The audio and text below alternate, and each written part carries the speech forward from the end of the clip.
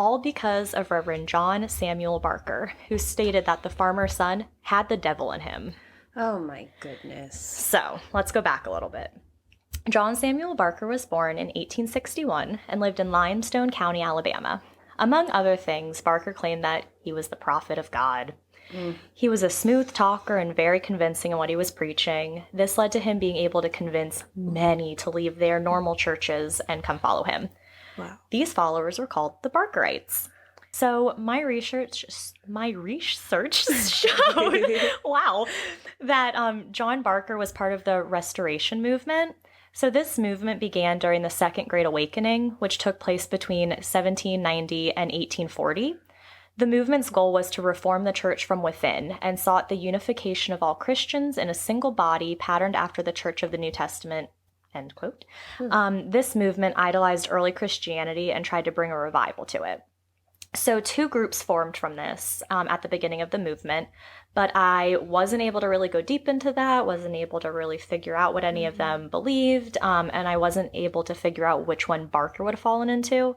But the 2 groups ended up uniting in 1832. A couple of their beliefs were that Jesus was the Son of God, so that seems to be a common thing among a lot of religions. Yeah, seems normal so far.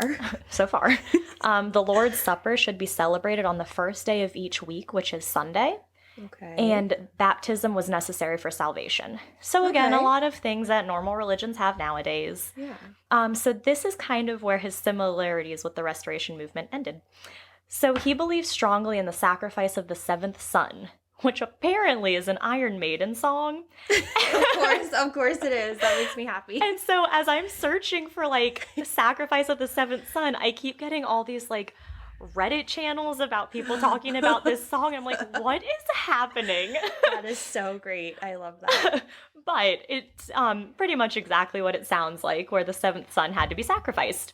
So the 7th son is significant in this religion and many religions because it's believed that, mainly in the United States and Europe, that the 7th son is lucky or gifted with occult powers. So it is further believed that the 7th son of the 7th son has healing powers. In Romania, it is believed that the 7th son will eventually become a vampire. Ooh. So I forgot to write it down, and I don't remember the exact statistics, but being the 7th son of the 7th son is like a 1 in some like 1,000% chance that it's actually going to happen. Wow. So the number 7 is also significant in biblical stances. There's the 7 virtues. So chastity, temperance, charity, diligence, patience, kindness, and humility. Then we have the 7 deadly sins. Yeah. So lust, gluttony, greed, sloth, wrath, envy, and pride. The 7 sleepers. So this is a story where there were 7 men who, when faced with death, decided not to waver from their Christian faith. So they ended up being like put in a cave, and the cave was boarded up, and they ended up dying there because they wouldn't, announce a different religion. And Is then, the 7 dwarfs next? Close, but not yet. Oh, darn it. And then the last thing that deals with 7 in the biblical sense are the 7 heavens or levels. So just the different levels of heaven. Okay. Dwarfs do not make it into the list, though. Poor Snow White. One family really did follow this belief of the 7th son under John Barker. The family left the area for a short time, and while they were gone, they ended up killing their 5 or 7-year-old son. They brought the child's body back to Limestone County in a suitcase, My God. which they proceeded to bury under their house. Wow. They left the area once more, this time permanently, after the police became suspicious of the family. So it's implied, too, that this belief is what led the man to try to kill his son with the mule, like I mentioned before at the beginning. But I also read another version of this story that says the man was going to lock his son in a barn in order to beat him to death, but was talked out of it by his friends and family. Then the thing ends the same, where he went mad, went to a hospital, and died there. So I don't know which is the actual story, as I found both, but, kind of the same. The point is he's crazy. There you go. And it's all because of John Barker. Yeah. So some of the additional beliefs that he had. If a husband and wife were of different faiths, Barker stated that they needed to split up. So no 2 people of different faiths were able to be together. Wow. He also believed that every family had one member in that family who was possessed by the devil, and that family member had to be killed. Oh my gosh. He was very into this someone is a devil thing. Also had extensive knowledge of the Bible and was able to quote different verses that would support his beliefs, and that would allow him to further manipulate his followers. Oh, gosh. So he could pretty much say anything and find some verse in the Bible, no matter how far-fetched it sounded, to try to back up what he was saying. Wow. He stated that he was the second Christ, so that kind of explains itself in the word. He also stated that he was the bride of Christ. So bride of Christ, or bride the Lamb's wife, refers to a group of related verses in the Bible, those being, and I quote, the Gospels, Revelation, the Epistles, and other related verses in the Old Testament. Is that epistles? I don't know. Oh, gosh. I haven't been to church in, years. All right, so we're just gonna. Yeah. And also with this bride of Christ, he talked about his femininity and how he had experienced monthly periods, which I... Okay, don't even try to take that from women. That makes me so mad. Oh, and taking things from women. Have you seen that TikTok of the man trying to do crop tops and taking crop tops from women? No, but I know your brother wore one yesterday at his frat thing. My brother is very with the whole, men are going to take crop tops from women. And then, I get into the whole, what else are you going to take from us? You've already taken so much. We're just kidding. Men can wear whatever they want. Anyone can wear whatever you want as long as you feel comfortable. And don't claim you have a period if you're clearly a very strong-willed man, though. Come on. He also said that women were to be baptized in the nude. Men could wear clothes when they got baptized, but women had to be baptized in the nude. So many of his sermons were about sex and directed towards women, calling women Jezebels, which is a sexually promiscuous or controlling woman. So as many cult leaders, Barker was never legally married, which can go, kind of to show his view towards women, in my opinion, at least. If he's never getting married, it's because he doesn't want those promiscuous women or those controlling women. He also reported that he was able to walk on water, and he promised his congregation that he would prove this by walking on the water at the Anderson Creek. But unbeknownst to his followers, Barker had gone down to the creek earlier that day and placed rocks and planks just below the water's surface so that when he was to step on the water, he would be walking on water. Wow. But what he didn't Cheater. know, right? But what he didn't know was a group of young kids had followed him down to the river and watched what he did. So the moment he left, they removed all the planks and everything. Oh, I love kids right now. Right. So the next day came. Barker was supposed to walk on water. He has his whole congregation there. Everyone's ready to watch this miracle that is John Barker. Well, he steps on the water and falls immediately straight into the creek. But his followers were not swayed and continued to support him. Wow. That was just, a little misstep. That was so good. But they were not expected to follow, or they were not only expected to follow him without question, but they also had to support and follow him financially. Of course. So instead of the Barkerites being expected to fill a collection plate at work or at church where they pass it around, you put the money in, Barker would send his armed mafia to followers' houses to collect the money. So you had no choice how much you were given. You had no choice if you wanted to or not. You were just giving money. Wow. And not surprisingly, he was heavily involved with drugs. In his sermons, he would drink, quote, a cocaine elixir and white liniment. Wow. So I had no idea what white liniment was. So I looked it up and it is, quote, a substance that warms the skin and is used for the relief of many different pains. So due to his heavy drug use, during a Sunday morning service, Barker announced that he was immortal. Oh my goodness. And though he stated this, he still surrounded himself with armed guards and even had the guards surrounding his car as he traveled. Sounds pretty immortal. Right? So he claimed he's immortal, but he always has protection. So you're going to be somewhat immortal if you're constantly being followed by armed guards, armed mafia members, people who are not going to let you be hurt. So during the time of Prohibition, which was between 1920 and 1933, this is a good one, Barker convinced his followers that it was ethical to make whiskey, if and only if it was sold to non-believers. And if and only if a large portion of those proceeds came back to the church, which isn't surprising that he would say this because he's, really about the money and the control and prohibition. Obviously, you're not supposed to be making alcohol, and there he is. Yeah, and funding his drug addiction. So the end of the world comes. In 1915, Barker told his Barkerites that the world was going to end in 1917. Not surprisingly, he told his followers that with the end of the world, they don't need any of their worldly possessions. So they needed to sell it, prepare for the end of the world. So people sold their homes, their animals, any other belongings they had. All of that money was turned over to Barker. Why would you need it if the world's ending? Yeah. Well, surprise, surprise, the world did not end in 1917. What? Yeah, right? This failure to predict the end of the world led to many followers beginning to remove themselves from the cult, thankfully. So they realized, he wasn't able to predict this. Maybe they were going back to realizing he couldn't walk on water. Mm-hmm. Maybe all these things are just finally starting to add up for people to realize that this is not where they should be anymore. So during this time of turmoil among the group, Barker silently snuck away to Oklahoma with his nephew and his nephew's son. Wow.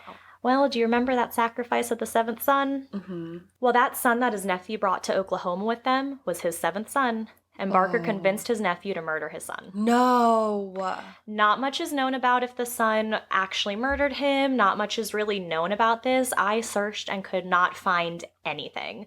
We'll just assume he wasn't. Yeah, we'll assume the happy thing here.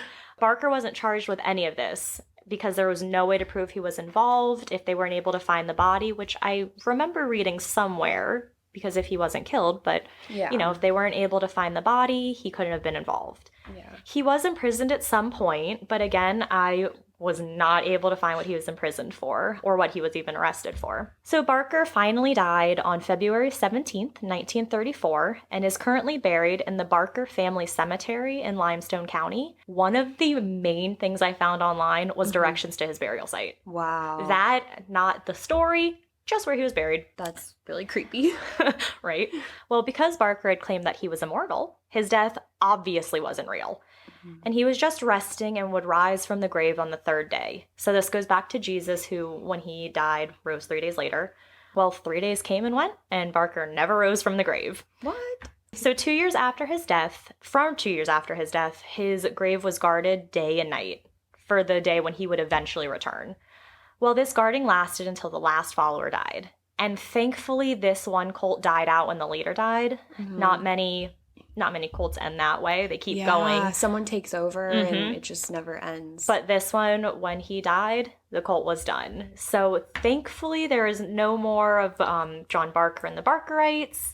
And I know this wasn't a super long story, but I thought it was pretty interesting. Because it's something I've never heard of before. I've never heard of that either. And it was pretty fascinating. Mm-hmm. I mean, it kind of checks off all of the, cult criteria, not being able to leave, believing that your leader is, this, like he said, prophet of God, and this person who's giving you all of the religious things that you want. Yeah, and especially, things happen to show his followers that he was not a prophet of God, and they still stuck with him until the world didn't end. That's what it took, is for the world not ending. And what I'm surprised about, too, is you would think that they would say, oh, the world's going to end in 50 plus years, So you had these followers for so long. Yeah. If you're predicting it in just 2 years, when the world, you better figure out what you're going to do. Right? So when it just doesn't end, you're just kind of there. Yeah. But yeah, so that was John Barker. Nice. I like that one. I love hearing about cults. Oh, I do too. It's just crazy that that exists. It's so fascinating. And being a psych major, because as a psych major, you have to tell everyone that you were a psych major. What did you study? Psych. So it's fascinating going behind and seeing kind of the psychology behind why people believe things and why they follow things. And I just think it's so cool. I agree. I love hearing. I mean, obviously it's sad. Oh, it's but so it's sad. The psychology part of it, how he memorized all these parts of the Bible, and that gave him confidence and his followers confidence. This guy knows a lot. Exactly. Anyone could do that. Exactly. So it's scary. Yeah, definitely. But thankfully, that cult kind of ended when he ended. Yay. And, we don't have it anymore. So would you ever visit his grave? Ooh, I don't know. Maybe I feel like I would be Alabama. too scared. Yeah. I mean, from the pictures I saw online, because like I said, 9,000 websites told me where his grave was. Yeah. It looks to be in a really just cute little area, nice little field. That's how he gets you. I know. Nora. That's what he's doing to people to draw them in. Okay, yeah, I can see that. Oh my goodness. All right, so what are you going to talk about today? So I am going to talk about Audrey Marie Hilley, and she is known as the Inscrutable Black Widow. Ooh, yeah. I have never heard of this one. I hadn't either.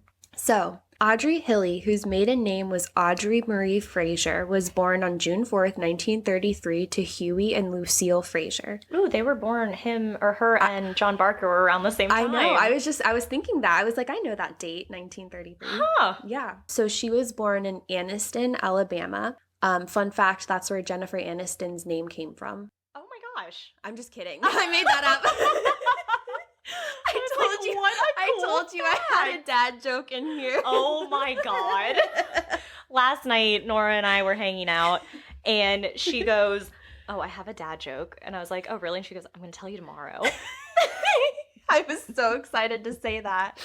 Anyways, Audrey's parents saw a bright future for her. She was part of various clubs in high school, such as Future Teachers of America.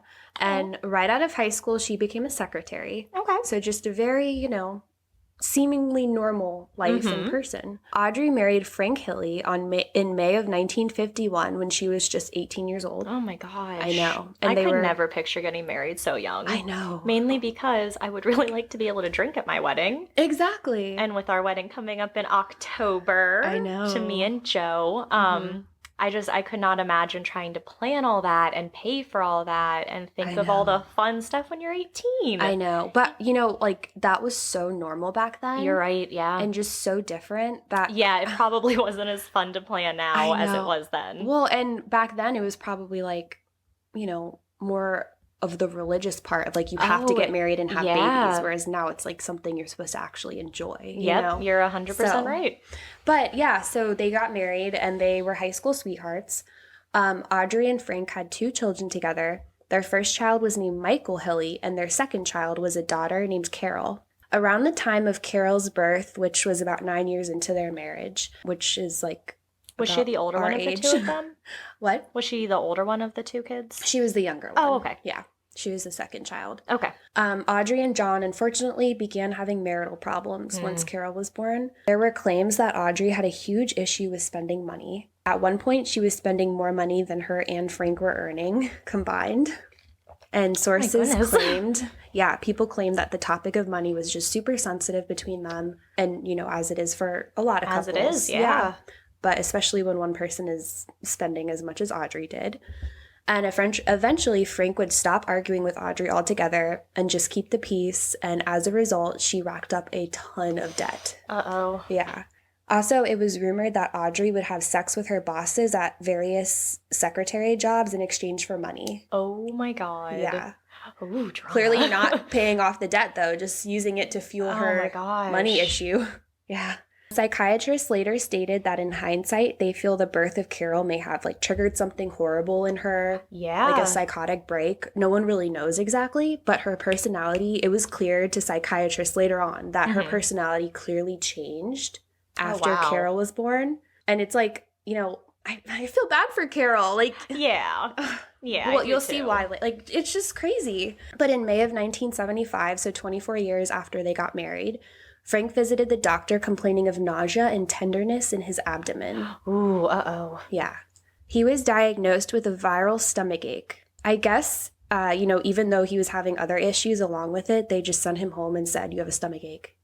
Ooh, it's never that simple. I know. I would be like, give me my copay back. It's not a stomach ache.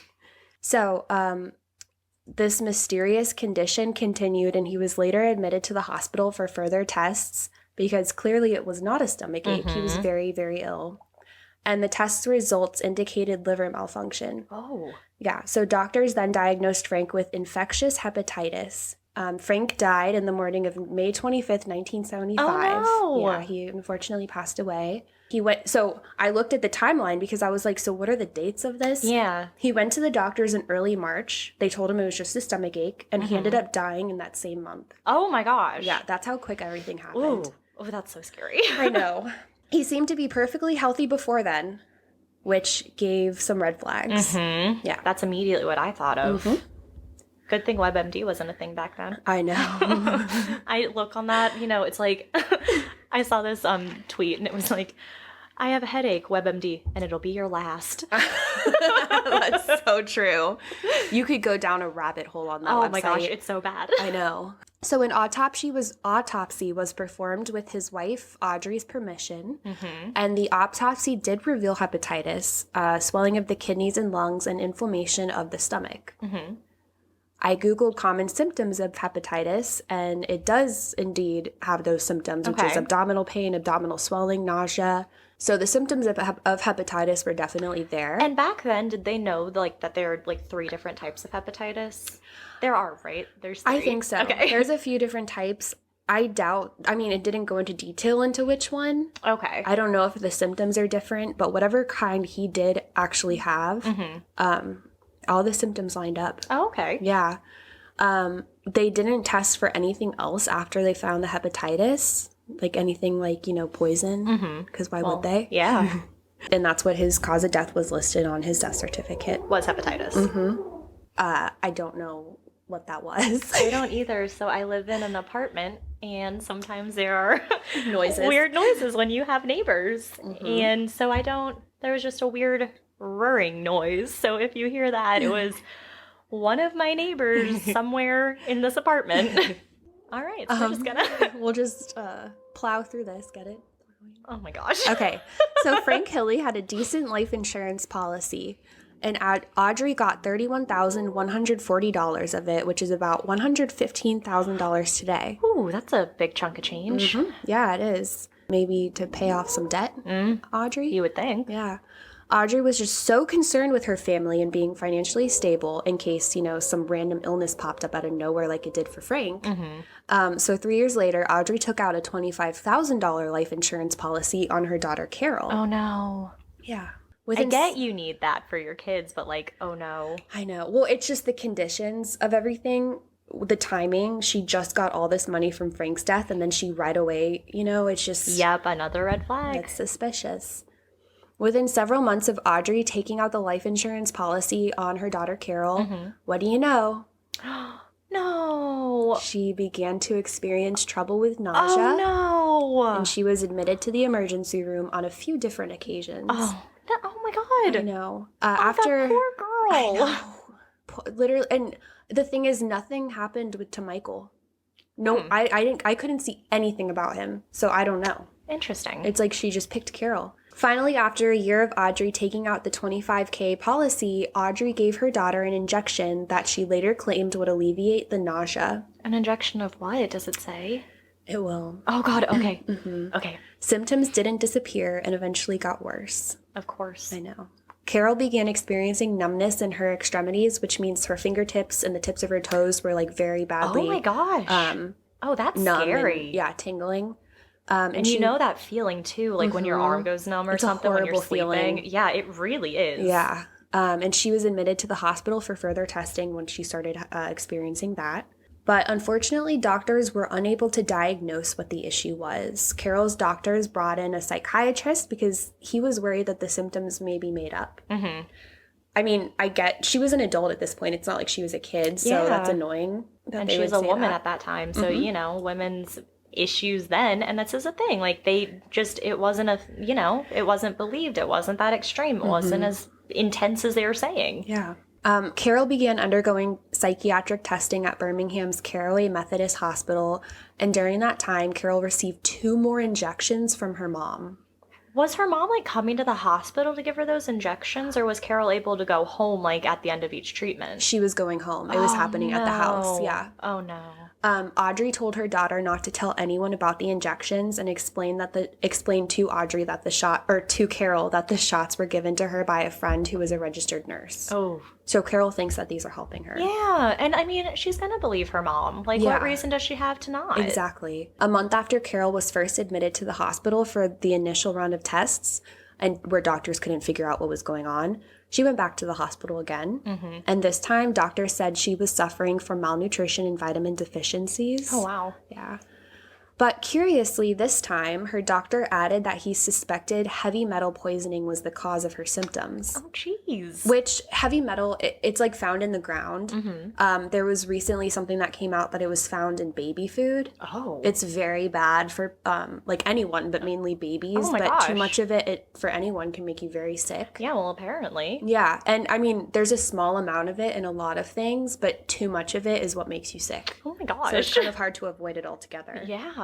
But later that day, Audrey had her daughter discharged from the hospital, and the next day she was admitted to the University of Alabama Hospital in Birmingham. Mm-hmm. And side note, around this time, Audrey was arrested for sending in bad checks to the insurance company. Oh, man. It was the insurance company for Carol's life insurance premiums. Oh. So her life insurance policy lapsed.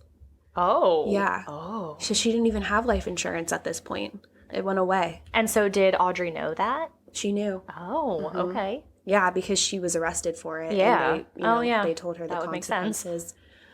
So at the hospital, doctors were confident once again that the cause of all this was heavy metal poisoning. Mm-hmm. Her hands and feet were still numb. She was still losing her reflexes.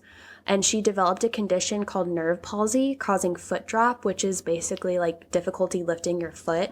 Oh. I've seen someone with it before, and it looks like their foot is like super heavy. Oh. Yeah, it's very sad. I'm like, it was... Oh, that's scary too, if that's something that's like new, and this is a new, you know, I guess like result or something that you're all of a sudden experiencing. Like, that's terrifying. Yeah. I mean, that's, you can walk fine all your life, and then all of a sudden it's hard for you to walk. Eventually, in fall of 1979, through physically examining Carol's body closely, doctors at the hospital discovered that this thing called Aldrich Meese lines were present in Carol's toenails and fingernails, which is a indicator of arsenic poisoning. Oh. Yeah. On top of that, they tested her hair and found that it had 100 times the arsenic level that is normally found in human hair. Oh my gosh. And arsenic and heavy metal, like I think heavy metal is in arsenic because there's normally a small amount of arsenic in human hair, but not nearly as much as what they found in Carol's. And isn't there like a small amount of arsenic too in like peach pits or like almonds or something like that? Is that a thing? It's in like a lot of different stuff. I mean, it's very hard to avoid. And again, it's fine. Like if everything is fine in moderation, but this, especially too much of it, can make someone super sick. They actually, though, when they found like a ton of the hair or a ton of the arsenic in her hair strands, they that was when they tested it really close to her scalp. But then they tested the ends of her hair, and there was almost none. It was just like the normal level. Oh, so it's recent. Exactly. Okay. It's like similar to drug testing. Like drugs are found closer to the scalp when you test it. This evidence alone showed doctors that Carol had been given increasingly larger doses of arsenic over a period of 4 to 8 months. Oh my gosh. So given the fingernails and hair testing, Carol's condition was then officially attributed to arsenic poisoning. Oh, that's so scary. That's so crazy, though, that, like, the lines in the fingernails that you can tell. Yeah. Like, I understand the hair part, but, like, I would have never thought, like, fingernails are going to show you something like that. Know. It's so crazy. That's so cool. I know. So on the same day that they discovered Carol had been poisoned with arsenic, Frank Hilley's body was exhumed for testing. Yeah. In the tests, they found that he had abnormally high levels of arsenic as well. So how do people get arsenic? Do you just like, I feel like you can't just go to the store and be like, oh, 1 serving of arsenic, please. It's actually found in something. Okay. That Carol, or I keep getting, that Audrey gave to Carol. Ooh, okay. Which we'll get into. So they found the abnormally high levels of arsenic in him as well, and his levels ranged from 10 times the normal level in his hair samples to 100 times the normal level in his toenail samples. Oh my gosh. Yeah. As a result of the tests, someone named Dr. Embry at Alabama Department of Forensic Sciences concluded that the cause of death was acute arsenic poisoning. And that Frank Hilley suffered from chronic arsenic poisoning, meaning he had been given arsenic for a long period of time, such as months, prior to his death. That's when press began referring to Audrey as the Inscrutable Black Widow, because in nature, Black Widows are known for killing their mates. Oh my gosh, I have a Black Widow story. So I went to go visit my friend in college when we were in college many years ago. And we would only take the stairs because, I don't like elevators. So I had a friend who he would walk up those staircase and he would always see like some Black Widows like right by the handrail. And so he obviously never tried to kill them because he's not going to. But he would always see them every day and just like verify that they're always there every day where they should be. And then he said one day he walked up the stairs and the Black Widows were gone. Oh my gosh. So he has no idea he had no idea if someone had killed them or if they were just gone. And he said for the rest of the time he lived there, he was terrified. Was that the only way into where he lived? So it was like a dorm building. Okay. So I guess he just wanted to take the stairs as well. So it was just the stairwell that he took. See, I would have never taken the stairs again. Oh, me either. That's so scary. No. There have been times when I lived at home, if there was a spider on the door frame, I would scream for my dad so he would come up and kill it so I could leave. Yeah, I can't. I don't like that. I don't either. Especially the ones in the basement that jump. Oh, God, stop. I know they're not poisonous or whatever. I know people say that, but no. It doesn't matter. I know. Joe and I both hate spiders. Joe's my fiance. We both hate spiders, and so it's always a challenge of who's going to kill them. I never have to. He always kills them. Oh my gosh. Oh. Thank goodness. And I want to bring him outside. I get that whole thing, but there have been times when you'll get them on the paper towel and then they swarm you and they run up at you and then I just get scared and I drop them and I can't. And plus when you're in a state of panic, you don't think about saving it. Right. You just think yes. about Oh my gosh. I once was showering and I put the towel around myself and I felt something hanging off of the towel. It was a freaking spider. No. Oh. Was that here? No, this was when I lived at home. Oh, nope. All right, sorry. Okay. Go back on with the now I Black feel all Widows. itchy. I know. But during the time that the arsenic poisoning was discovered in both Carol and Frank's bodies, Audrey was still in jail for those bad check charges earlier in that fall. How long was she in jail for that? She was in jail for about a year, I think. Oh my gosh! Wow. Yeah, she was in trouble for that. I mean, it's a huge deal. Rightfully so, yeah. And on October 9th, 1979, she was arrested for the attempted murder of her daughter. Oh, man. So she stayed in jail. The Anniston, Alabama police found another vial of arsenic in her purse while they were searching her during the arrest. And then 2 weeks later, Frank's sister found a jar of Crawley's new improved rat and mouse poison.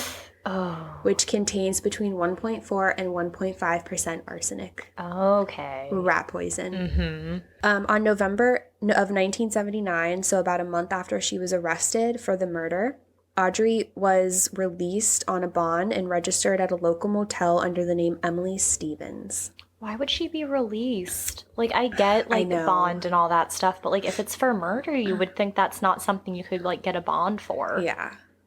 And, okay, so when she was in jail for the bad checks, she did go out of jail. There was a period when she was out for, a very short amount of time before she got arrested again. So just to clear that up. Yeah. But, yeah, she ended up getting released on bond. And it's crazy. I feel like that would never happen now. No. Yeah.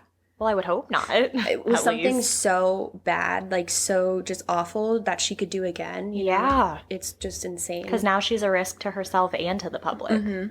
So she registered under a fake name. She then disappeared between the 9th and 18th of November. Detectives later found a note stating that she, quote, might have been kidnapped, which was left behind in her motel room. Oh. A missing persons report was then filed, and Audrey was listed as a fugitive for skipping town while on bond. So then on November 19th, which was 10 days after she was released from jail on bond, there was a break-in at the home of her aunt. And the stolen items included a car, women's clothing, and an overnight bag. How convenient. I know.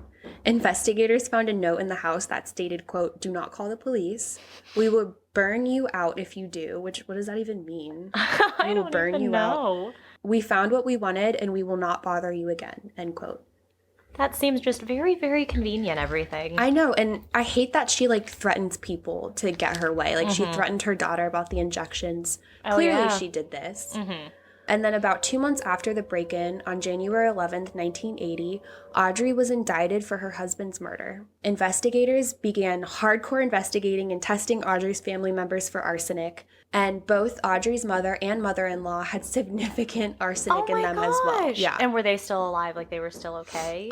They actually both passed away. From that? They don't know. They said that they had passed away. It wasn't a fatal amount that was in them. Yeah.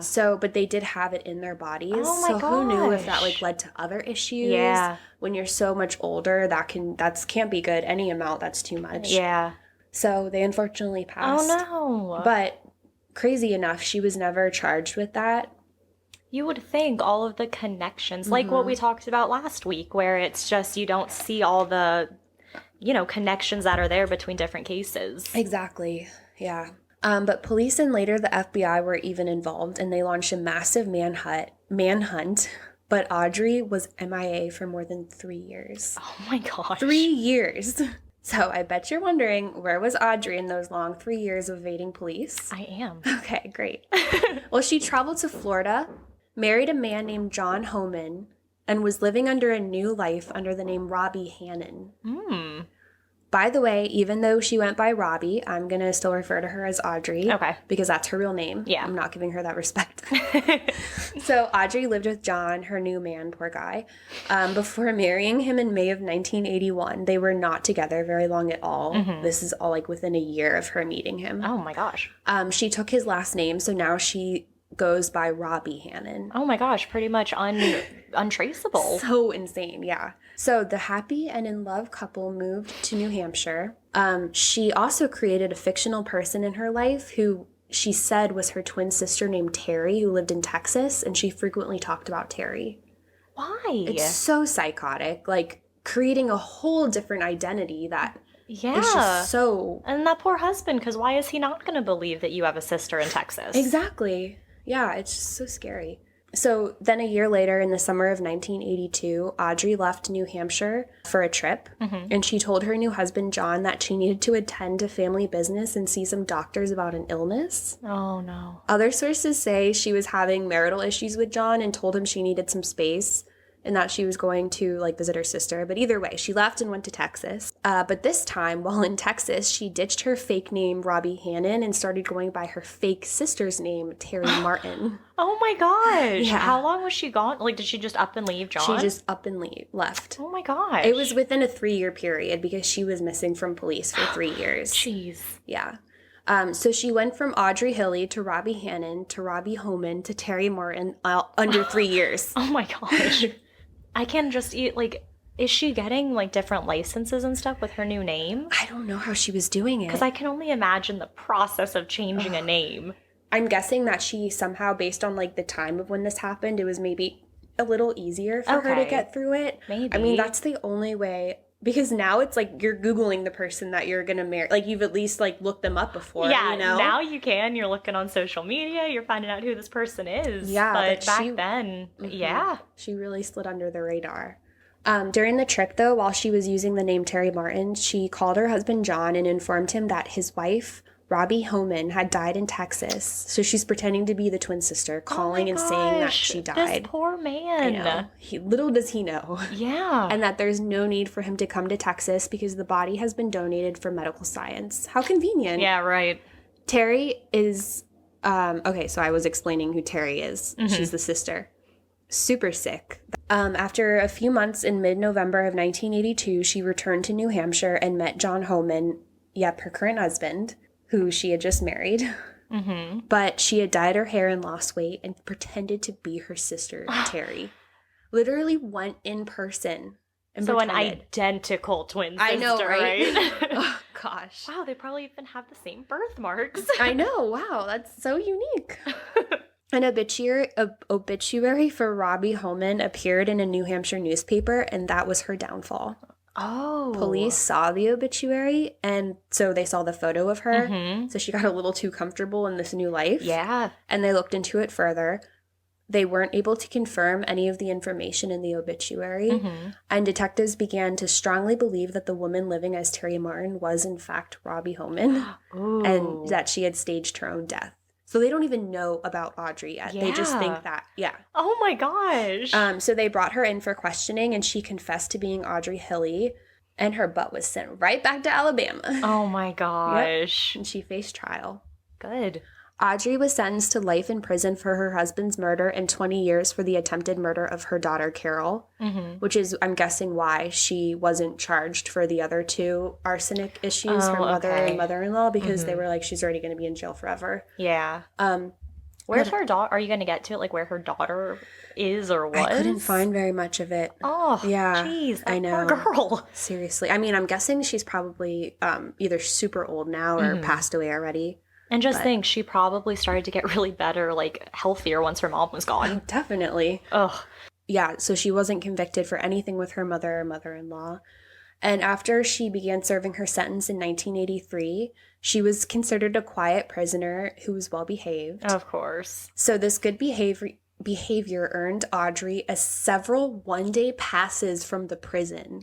I don't think good behavior should be rewarded based on what your crime was. Like, if your crime was something small, like drug possession, which is, like, really unfortunate that you're in jail for that. Like, I can see why, like, good behavior would be a factor for that. Right. But if you're a murderer, good behavior, yeah, because now you have this routine. You wake up at the same time, eat at the same time, do the same activities, go to bed at the same time. So it's not hard if you're just, you know, if you were a pretty normal-tempered person outside of jail, having this routine, of course you're going to be a model prisoner. Yeah, and she clearly has, like, multiple, either very close to multiple personalities. She's able to act differently in different situations. Yeah. So she's not all the way there. Knowing how to act. Yeah.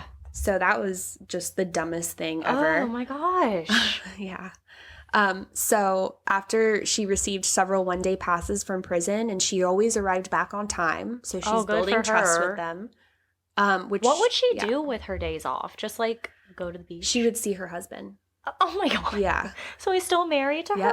Oh, he still stayed with her. Oh. It's insane. And did he find out about her background? Yeah. Oh, wow. You'll see. Oh my god, okay. Yeah. It's insane. So in February of 1987, though, she escaped after she was given a 3-day pass to visit her husband, John Homan, who had moved to Anniston, Alabama to be near his wife. Jennifer Aniston, Alabama. Exactly. Which, I mean, I feel bad for John because he was tricked. Yeah.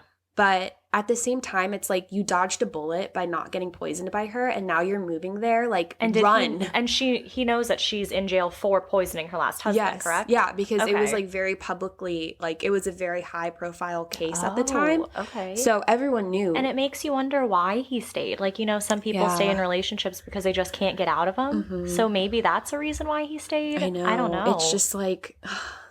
I mean, if people have kids with each other. Oh, but he didn't have that. Like, he didn't. So it must have been like she really just was able to latch people. Yeah. So there's that. So Audrey and John, they spent a day at an Anniston motel when she escaped. Also dumb because they didn't even leave town. Mm-hmm. You would think you'd want to get as far away as possible. Exactly. Like she did the first time. Yeah, so they basically hid in plain sight, and when John left for a few hours, Audrey disappeared. Of course. Again, leaving a note behind for him, asking for his forgiveness. Oh, I feel so bad for him. I know, and it's like asking for his forgiveness for being a horrible human or for ditching him. We don't know, but yeah. But so the little stunt that she pulled with this led to an inquiry in the prison system furlough policy. Yeah, because you don't hear about people really being furloughed anymore. Yeah, exactly. It's insane that they would... the process of picking her is just completely messed up at the time. But this time, Audrey was caught pretty quickly. Good. 4 days after she vanished, Anniston police responded to a call about a suspicious person. So they went to the location where the witness saw her, and they found her. Okay. Apparently, she had been crawling around in the woods, drenched by 4 days of rain, and she was numb from temperatures dropping to the low 30s. Oh, that's scary. Yeah. And when I was reading this, I, pictured a witch melting from water. I'm melting! From the Wizard of Oz. When authorities found her, they asked for her last name, and she made up a name. Does she just have these names how does she... Here's a book of all the fake names I will use one day. I know. So she told them her last name was Sellers, and they were like, no, it's not. Don't even start. And see, those sound like legit names, I you know? It's not like you're saying oh, my last name is Smith. Exactly, yes, like a super common name. Yeah. These are legit sounding names. Exactly, yeah. She was taken to a local hospital and underwent emergency treatment for hypothermia. And while at the hospital, she suffered from heart failure and died. Oh. Reports say that there was no known motive to Audrey's crimes because life insurance was thrown out there. But her first husband, Frank, didn't even have an amazing policy. Yeah. Yes, it was pretty good for that time, but she still she tried to kill Carol after knowing that Carol's life insurance policy lapsed. That's the part where that kind of life insurance motive goes out the window. And it's not really the money motive or being in debt or anything because she didn't use the money to pay off the debt. Yep. So that's actually why people called her the Inscrutable Black Widow, was because, like, inscrutable is like you don't know why things are like it's a little mysterious. Ooh. The motive isn't there, like it's not clear. Oh my gosh, what a good nickname. I know. I mean, not something I would want to be called, but not what you want, but that was a very well thought out nickname, exactly. like a very fitting nickname. Yeah, it's so fitting. Like the fact that they thought of that, it describes her perfectly. It does. Yeah. So she's basically a psychotic narcissist. Yeah. So she's suspected to be linked to a ton of other arsenic cases. Oh my gosh. Yeah, apparently in the late 1970s, she called the police because she claimed they were prowlers and she was receiving threatening phone calls from them. So police arrived and she made them a fresh pot of coffee. Like, oh, thank you so much for coming. And just checking on me. Here's some coffee.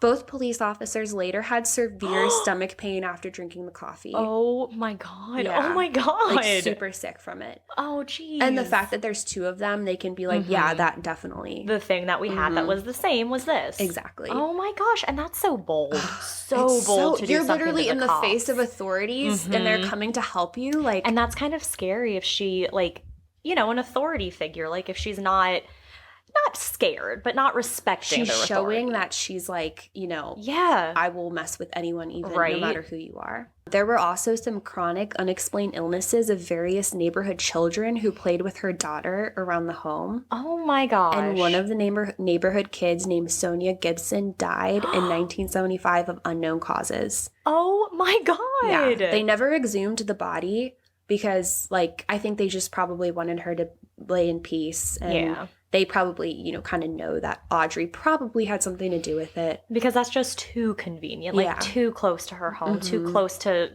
the, you know, like the things that have been happening around her. Yeah. And I think given also how unpredictable Audrey was, she could have easily, like, heard the girl say something she didn't like and, like, found her as a victim. You know? Or if when she was, like, playing with her daughter then, if the daughter was like, oh, so-and-so is mean to me. Oh, so-and-so, you know, said this thing. You know. I know. The mama bear is going to come out, but not in the way that it should be coming out. I know. It was not fair that I'm very confident she was involved in that. And it's heartbreaking. So basically her motive, Audrey's motive, and her final victim count are unknown. Oh my gosh. To this day. Yeah. And I mean, the way she died was just, she had it coming. Yeah. And at the same time, like, it sucks that she died. Like, it always sucks when people die. But, like, you kind of wish that justice had been served a little bit more and that she did go to jail and that she did have to spend her time there and do her time and serve, like, you know, for what she... Exactly. And the fact that she had a chance to, you know, serve her time and she decided to try to leave, I feel like at that point you're kind of asking for the worst to happen. Wow. You know? Yeah, it's so, this case was just a lot. That was a good one. Thanks. Oh my gosh. Yeah, one I've never heard about before. I hadn't either. I was like, you know, I really want to do a woman for this case. Well, good job. This was a really well-researched case. Thank you. Well, yeah, Alabama's a little scary down there in the South. I've been to Alabama once, and it was when we were visiting my brother who was in Georgia at the time. And so we went down to Alabama and we ate at an amazing breakfast place. And that's the only memory I have of Alabama. We should drive there and go again.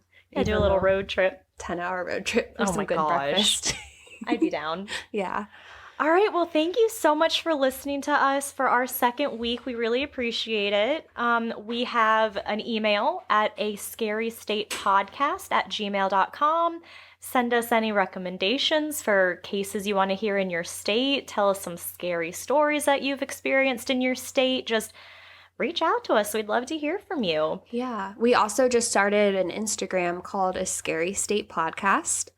So follow us on Instagram. We're going to post updates probably after every episode. Yeah, we're excited for that. Yeah, we're working on other social media currently. It's a process. We're getting there.